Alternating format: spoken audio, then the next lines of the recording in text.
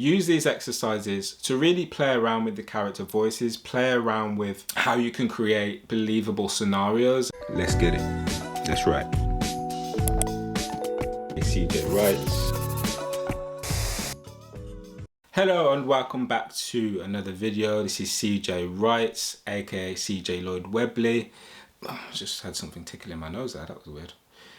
Today I'm going to be giving you 3 effective exercises that will help you to create more believable characters for your story. Now this is something that I tend to do from time to time that really helps me to understand my characters better, what makes them tick, what makes them happy, what keeps them motivated, or what may just really annoy them.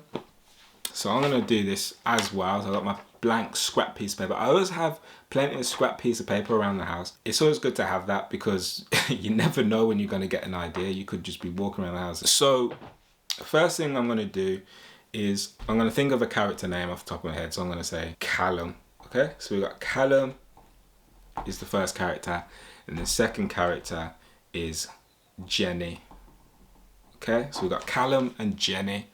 We're presuming Callum is a male and we're presuming Jenny is a female. So first of all, I want to figure out what their relationship is. You don't want to think about the most predictable thing. For this particular exercise, I'm going to say that Jenny is a colleague and Callum is an employee. So they've had some kind of interaction. Maybe they've had a past, who knows? But I'm going to say they're now working in the same environment. I'm going to say that they've been working together for 5 or 6 years. I'm going to say that they work in a train station as admin assistants. Maybe one was interested in the other.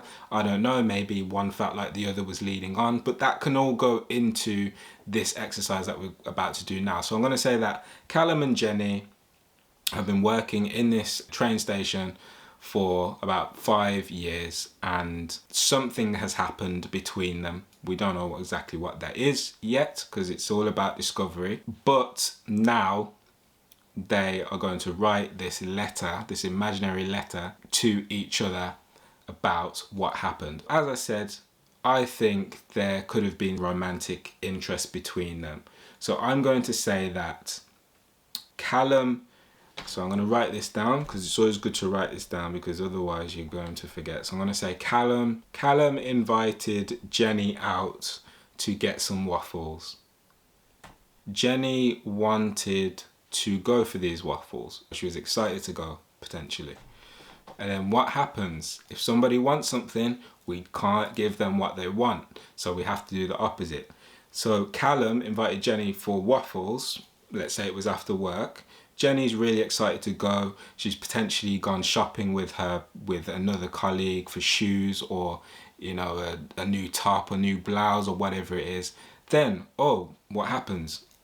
Callum gets a call. Okay, so Callum gets a phone call. So let's give it a time frame. Let's say this is 10 minutes before the end of the day. So they're supposed to go for waffles after work. 10 minutes before the end of the day, Callum gets a phone call. So Callum has instigated this, let's just say it's a date. In Jenny's mind, it's a date. So Callum has initiated this date and now he has got a phone call to say he can no longer go. So now we've got to think what was said on that phone call.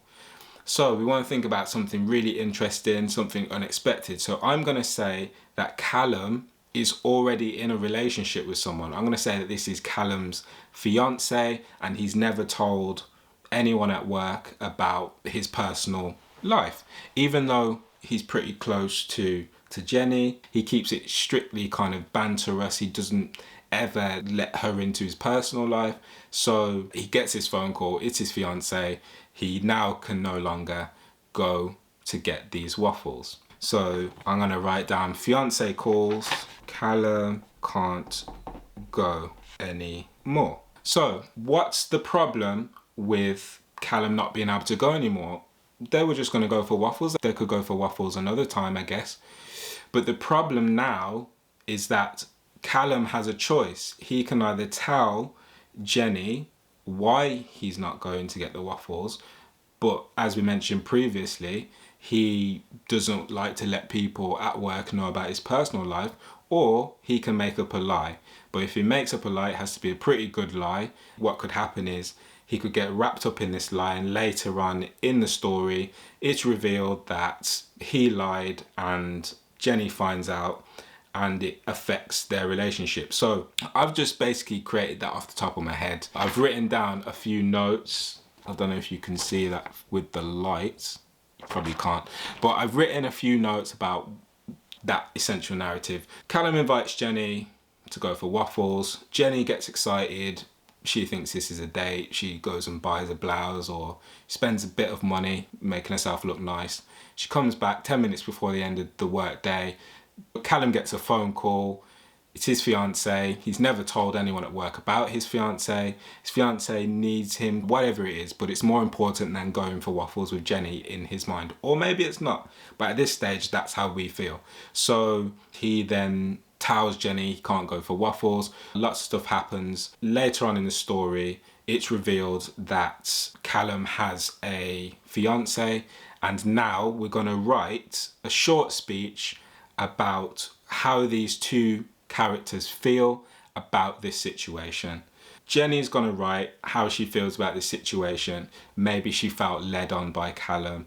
She's annoyed that she went out and bought clothes. Maybe she's starting to feel insecure about herself because she felt like she'd missed signs. So she's writing about all of that. But then adverse to that, Callum is going to write how he feels. Maybe he did have feelings for Jenny, and maybe he felt like he didn't want it to go that way, and he didn't want to lead her on. That's why he didn't end up going for waffles. You're going to get into that character's head and you're going to write, let's say, a paragraph about how they feel about this situation. You know, what's going on at work? Why didn't Callum ever want people to know about his personal life? What is the reasonings for that? So all these questions that the audience might have, you're now going to answer them in this speech. Once you've written one for Callum, once you've written one for Jenny, you're then going to go on to create a scenario where, for whatever reason, these two paragraphs have been exchanged, and now the two characters, so remember, this is all in your head, so you are the characters at the end of the day. You are thinking as both of the characters. Imagine that the character is reading what the other person has written.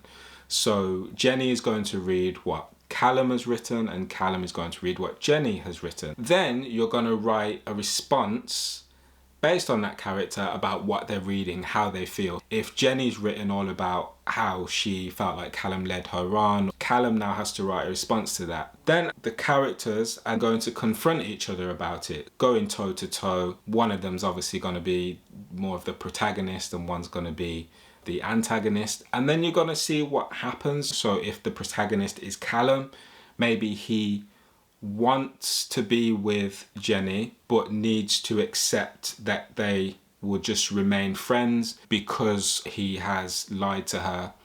Or perhaps Jenny is the protagonist and she wants to be with Callum but knows that he's in a relationship, and so she needs to develop her own self-worth and walk away from Callum and continue their working relationship. There's lots of different ways you can do it. One of those might sound more interesting to you, but this is just an idea that I've come up with. But I'm sure you can use this similar formula to create your own narratives. Use these exercises to really play around with the character voices, play around with how you can create believable scenarios. So I hope you've enjoyed this video. I'd love to hear if you do actually do the exercise. Please feel free to drop a comment in the section below and I'll be sure to get back to you. If you have enjoyed the video, please do drop it a like and hit that subscribe button so I can continue to create more content like this. Have a great writing session. Peace and love. Take care.